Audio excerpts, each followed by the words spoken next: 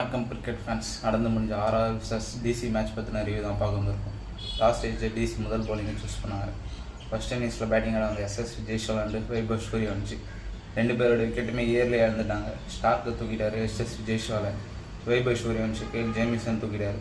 அடுத்ததாக captain Barack and துரு ஜூரில் ஒரு ரீசெண்டான ஒரு பார்ட்னர்ஷிப் போட்டாங்க.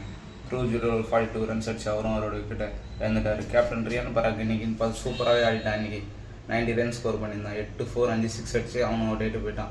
ஓவராலாக 170 மேலே அடிச்சிருந்தாங்க. ஃபினிஷுக்கு டானமெண்ட் பெரேரா அண்ட் ஜடேஜா ஒரு குரூஷியல் 20 அடிச்சு அவரும் விக்கெட் இழந்துட்டார். டானமெண்ட் பெரேரா தாங்க இந்த இன்னிங்ஸோட ஹைலைட்டே. 2-4 6 6 அடிச்சு இமாலய ஒரு ஸ்கோர் செட் பண்ணாங்க. 225 ரன்ஸ் அடிச்சிருந்தாங்க. 226 அடிச்சா வின்னிங் ரன்னில் வந்தாங்க டிசி பேட்டர்ஸ். 10 நிமிஷங்க ஆண்டு கேஎல் ராகுல் 10 நிமிஷங்க பவர் பில்லில் ஃபயர் ஆடினாருங்க. ஒவ்வொரு ஷாட் சும்மா கண்ணில் ஒத்திக்கிற மாதிரி இருந்தது.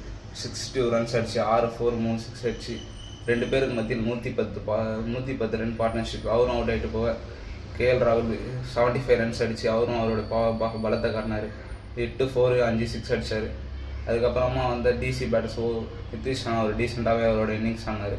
ஃபினிஷில் ஸ்டப்ஸ் வந்து முடிச்சு 9.21 ஓவர்ஸில் இந்த மேட்சை வின் பண்ணிட்டாங்க. டிசிக்கு ஒரு அருமையான வின் இந்த மேட்ச்.